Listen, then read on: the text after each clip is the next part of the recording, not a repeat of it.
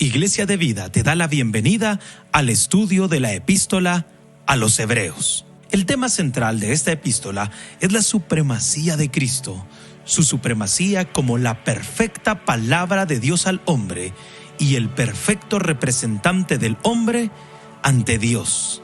En este tiempo que los fundamentos son sacudidos, la epístola a los Hebreos nos presenta un rey y un reino que jamás será conmovido.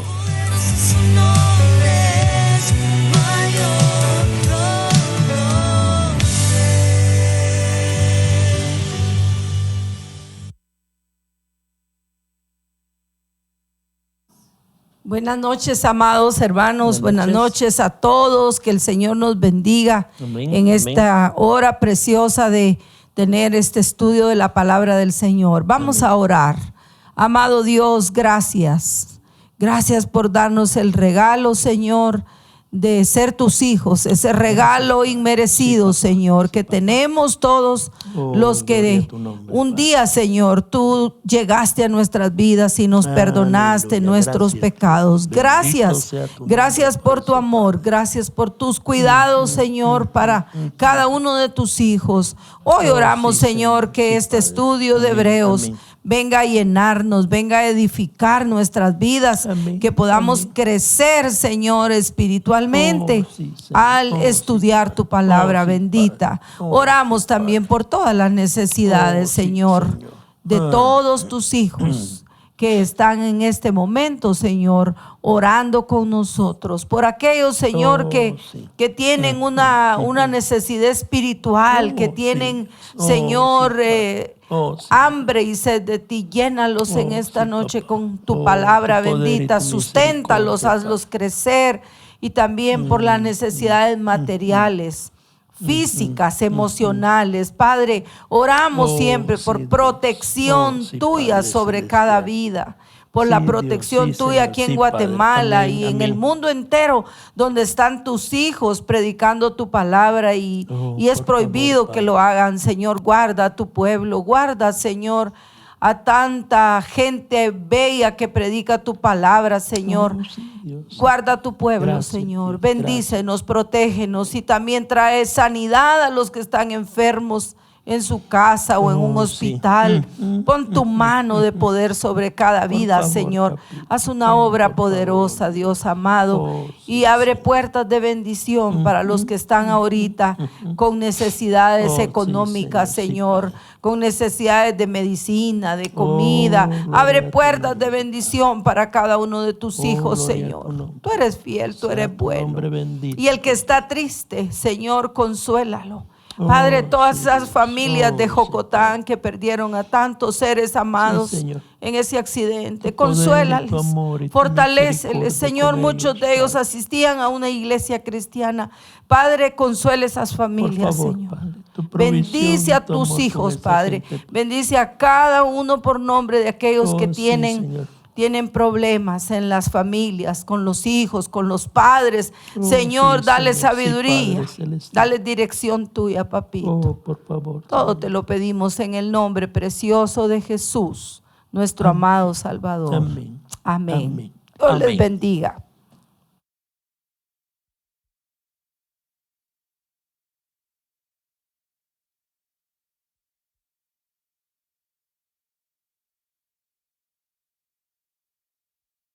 Buenas noches, amados hermanos. Buenas noches, papi. Estamos contentos de poder iniciar una semana más de estudio del libro de Hebreos. Amén. Estamos en el capítulo 2. Vamos a leer los primeros 3 versículos porque queremos extraer los principios doctrinales que están en esos versículos, que son controversiales en un sentido, pero que son bien cardinales en otro. Controversiales porque hay personas que los interpretan diferente a como nosotros los interpretamos. Y cardinales porque dirigen, ordenan el camino cristiano. Amén. Hebreos 2, 1 al 3. Amén. Por tanto, es necesario que con más diligencia atendamos a las cosas que hemos oído, no sea que nos deslicemos. Porque si la palabra dicha por medio de los ángeles fue firme y toda transgresión y desobediencia recibió justa retribución, ¿cómo escaparemos nosotros si descuidamos una salvación tan grande, la cual, habiendo sido anunciada primeramente por el Señor, nos fue confirmada por los que oyeron? Amén, amén. Entonces, para ayudarnos en este estudio, nos hemos formulado tres preguntas. Tres preguntas que nos van a ayudar. La primera, ¿qué significa deslizarse? Ese deslizarse que menciona el versículo 1. Por tanto, es necesario que con más diligencia atendamos a las cosas que hemos oído, no sea que nos deslicemos. La segunda pregunta, ¿qué significa descuidar una salvación tan grande? Eso es lo que dice el versículo 3. el versículo 2. Verso 2, perdón. Ajá, Sí, versículo 2. Porque si la palabra dicha por medio de los ángeles fue firme y toda transgresión... perdón, No, sí es el 3, sí es el 3. Perdón, sí. es el 3. Sí es el 3, sí es el 3. ¿Cómo escaparemos si descuidamos qué? Una salvación tan grande. Y también en el versículo 3 aparece la tercera pregunta. ¿Cuál es la tercera pregunta? ¿Cuál es el castigo que recibirá quien descuide esa salvación tan grande? Ajá. Porque, mi amado hermano, por ejemplo, la pregunta número 3, ¿cuál es el castigo? El castigo, hermano, ¿es el infierno? ¿Es la separación de Dios? ¿Es perder algo? Es perder todo. ¿Es eso? ¿Es eso lo que está enseñando la palabra? Bueno, estamos viendo cada una de las preguntas y en los programas anteriores ya respondimos la primera, que significa deslizarnos, y ya estamos a la mitad de responder la segunda, que significa descuidar esa salvación tan grande que tenemos. Ya dijimos que aquí nos está hablando de ganarse la salvación, porque la salvación no se obtiene de ninguna manera por obras. No, el tema no es ganar una salvación. Si de mi parte estaría ser salvo o no ser salvo, sería entonces por obras mías. Y la Biblia habla de dos tipos de obras malas y obras buenas. Exactamente. Las buenas son de Dios, las malas de nosotros, punto. Si la salvación dependiera de mí, yo estoy condenado eternamente y para siempre. No hay nada más que decir. Ahora también ya dijimos que aquí nos está hablando de conservar mi salvación. De que yo tengo algo en la mano que no lo tengo que botar, que me dejaron algo a cargo que no lo tengo que arruinar. No, la seguridad de mi salvación está fundada en la obra de Cristo en la cruz y en el papel de Cristo delante del Padre como mi abogado y como mi sumo sacerdote e intercesor. Aquí está un punto doctrinal que es controversial para algunos, pero es cardinal. O sea, nos dirige, nos señala el camino cristiano. ¿De dónde depende la seguridad de su salvación? ¿Dónde está fundada? ¿Está fundada en tus obras? No, está fundada en la obra de Cristo en la cruz del Calvario. Y en el papel de Cristo, del Cristo resucitado, delante del Padre, porque Él allí es mi abogado, es mi sumo sacerdote y por lo tanto mi intercesor. Ajá. Ahora, sigamos hablando ahora del papel del abogado, que es el Cristo resucitado, ese abogado delante del Padre, ¿a favor de quién? De nosotros, sus hijos. La Biblia dice que Jesús es un abogado solamente para aquellos que han puesto su confianza en Él. No es el abogado de todo el pueblo, de todo el mundo, de todas las personas vivas. No. ¿Es abogado de quién solamente? Solamente de los que ya han recibido a Jesucristo como su único y suficiente Salvador, porque es a través de esa fe que nos volvemos sus hijos. Y él aquí dice, soy abogado de mis hijos. Eso quiere decir que el familiar, el vecino, el amigo que no tiene al Señor en su corazón no puede venir y decir lo que dice 1 Juan 2:1. No tiene abogado, es decir, no tiene abogado. Hijitos míos, dice, estas cosas os he escrito para que no pequéis. Y si alguno hubiere pecado, abogado tenemos para con el Padre, a Jesucristo, el justo. Pero miren cómo empieza el versículo, hijitos míos. Ajá. Ahora, dice, no hermano, es que este versículo es para todo el mundo. No. Imagínense a Dios diciéndole a todo el mundo que no peque. ¿Cómo? Si eso es lo habitual en el mundo, por cuanto todos somos pecadores, por cuanto todos pecamos. Y es que esa palabra, el inicio, hijitos míos, todos los hombres son creación de Dios, pero no todos son hijos de Dios, porque para ser hijos de Dios debemos de ser lavados por su sangre preciosa. Es decir, está hablando para creyentes. Y aquí está diciendo 3 verdades poderosas de los creyentes. La primera es que el deseo de Dios para ellos es que no pequemos. La segunda que dice es que a pesar de ese deseo, pecamos. Él sabe que vamos a pecar. Correcto, pero la tercera es que cuando pecamos tenemos un abogado. El deseo de un padre para un hijo puede ser el camino X, pero el hijo decide el camino Y, y aún así el papá puede venir y decir y tratar de ayudarlo a enderezar el camino. El Señor sabe que vamos a pecar, pero nos recuerda que tenemos abogado. Ahora, habrán algunas personas que para tratar de adaptar su doctrina aquí, dicen que el que recibe a Jesucristo como su único y suficiente Salvador ya no peca. Pregúntele a David, pregúntele a Pedro, pregúntele a Pablo. Sí. Hagan una encuesta de gente sincera. ¿Sabe cómo dice la Biblia? Si decimos que no tenemos pecado, le hacemos a él mentiroso. Y nos engañamos a nosotros mismos. Y eso no está hablando del mundo, está hablando de los hijos de Dios. Y sería un versículo, el que acabamos de leer de 1 Juan, sin sentido, de por gusto, una indicación que no viene ni al caso, porque si usted no va a volver a pecar nunca, ¿para qué necesitas entonces un abogado que interceda cuando fallece si no vas a pecar nunca? Correcto. Entonces, mi amado hermano, ¿qué otra cosa dijimos? Cuando aquí la Biblia dice que tenemos un abogado, la palabra griega que aparece en la Biblia, ahí en 1 Juan 2, es la palabra paracletos. Y es la misma palabra para el Espíritu Santo. Así es. Veamos algunos ejemplos donde aparece la palabra paracletos. Juan 14:16. Y yo rogaré al Padre y os dará otro consolador para que esté con vosotros para siempre. Ahí otro consolador. Esta palabra consolador es la palabra paracletos. ¿Y cuál es la función del paracletos? Estar con ustedes para siempre. Eso quiere decir que ese abogado que tenemos para con el Padre, esa figura es para siempre. Para siempre. Mire, lo mismo dice Juan 14:26, lo mismo dice Juan 15:26, lo mismo dice Juan 16:7, hablando de las características del Espíritu Santo, que también son las características del abogado, del paracletos. Exacto. Abogado que nosotros tenemos para con el Padre. Y eso también viene y confirma lo que hemos venido estudiando. No quiere decir que hay un día en la vida del creyente que se entrega por completo y no vuelve a fallar, y que después de haber tenido un momento de consagración el pecado se aleja. No, porque necesitamos al Consolador para siempre. Mire pues, hay algunas personas que para adaptar, para meter a la fuerza su doctrina en esto, dicen que una vez recibiste a Cristo ya no pecas. No existe eso. Ahora, otros, para meter a la fuerza su doctrina aquí, dicen que el día que pecaste, ya no hay reconciliación, ya no hay nada.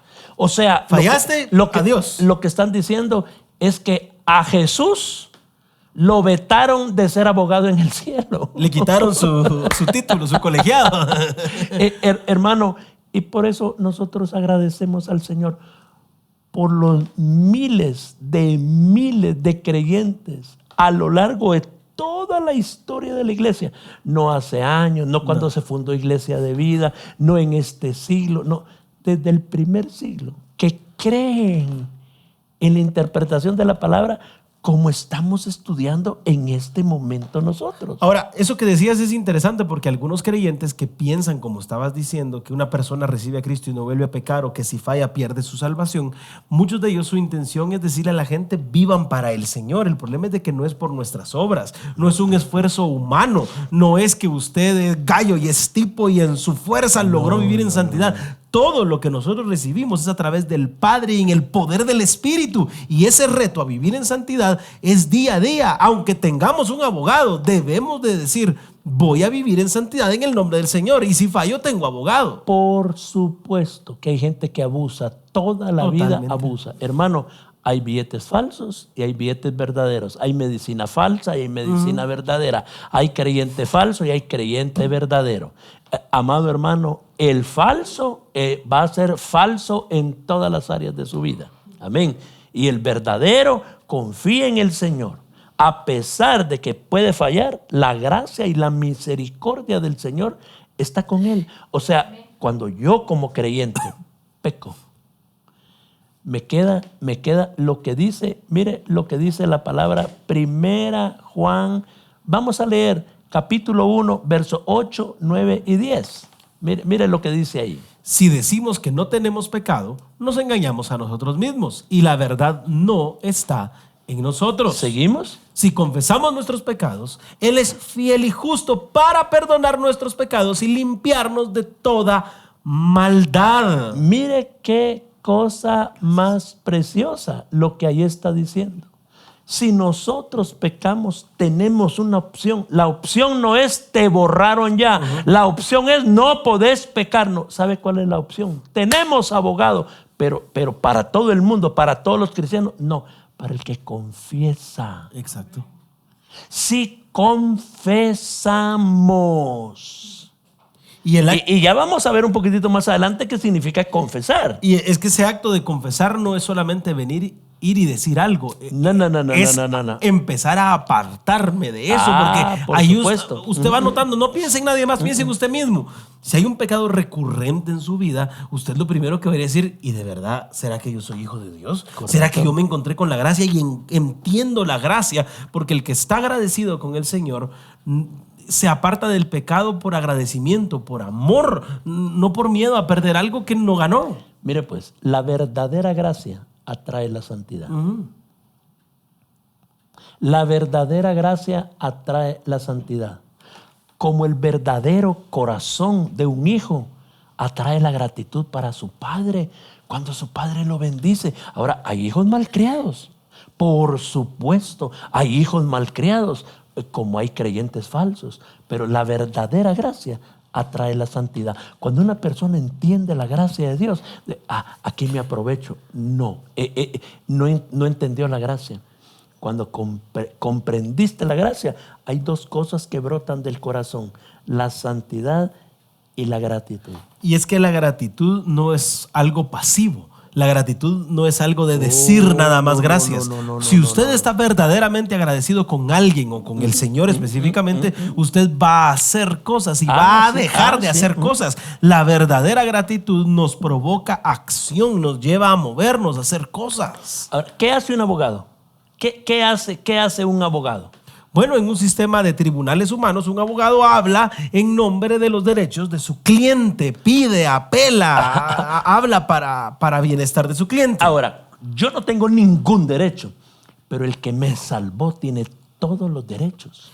El único derecho que tienen todos los hombres es ser condenados, porque todos hemos pecado. Pero el que me salvó tiene todos los derechos. Entonces yo estoy libre de toda deuda, porque no debo nada, porque el que está en vez mía pagó todo lo que se debía. Ahora, este trabajo de abogacía, este trabajo de abogar por nosotros, ¿en qué tribunal lo hace? ¿En el del diablo o en el de Dios? ¿En cuál cree usted? En el de Dios. Está abogando delante del Padre, no está intercediendo delante de Satanás. Satanás está en la cola de los acusados, está delante del Padre. Qué lindo eso que dijiste. Satanás está en la cola de los acusados. Satanás no dirige ningún juzgado en el que se tenga que presentar ningún ser humano. Él es acusador, por supuesto que es acusador. Pero esa es una acusación falsa. Toda acusación del diablo o es falsa o no tiene ningún fundamento, porque ya alguien pagó por nosotros. Y eso que estás diciendo es bien profundo, porque cuando el diablo le ataca a usted su corazón, cuando el diablo ataca nuestra seguridad de salvación, hermano, es una denuncia falsa, porque él no es el del tribunal, él no dirige el juzgado, él no tiene por qué hacerlo. Nos están espantando con una hoja, como dice aquí, con el petate del muerto. No hay sentido en pensar que el abogado es para con el diablo, es para con el Padre. Y cuando hablamos de seguridad de salvación, mi amado hermano, no estamos hablando de lo que muchos quisieran que eso significara. De que yo me inscribo en un colegio y si quiero no llego, y cuando llego solo a fastidiar y no presento trabajos y gané. Y gané. Exacto. Y me gradué. No, papito. ¿Qué? De ninguna manera. De ninguna manera. Amén. Dos cosas poderosas le volvemos a repetir: santidad y gratitud. Uh-huh. ¿Y sabe qué? Y no una santidad porque firmes, porque si no castigo. No. Hermano, es la santidad que nace de un corazón agradecido. No por miedo, no por temor, por agradecimiento. Ay, mire, mi amado hermano, la motivación del temor no es una motivación positiva, porque el día que se quite el temor. Ahora, ¿cuándo vamos a dejar de ser agradecidos con Dios? Nunca. Si lo que Él hizo iba a seguir haciendo y hará por nosotros siempre. De las cosas que hemos aprendido en todo este tiempo es cuando una persona cambia por la presión que le están haciendo, en el momento que la presión se quite, entonces está en una iglesia legalista, religiosa, cuadrada, donde todo es pecado, va a andar viendo ahí, pero sale de esa iglesia y empieza a pecar porque no es por la norma y la doctrina de una iglesia, no, es por el amor al sacrificio de Cristo. Amén. Y también ese abogado perfecto se presenta delante del Padre. ¿Cómo se presenta Él? Él no se presenta solo como abogado, se presenta como nuestro Redentor. Y sabe, se presenta como nuestra justificación y se presenta como nuestro sumo sacerdote. Y de eso vamos a hablar en el próximo programa. Amén.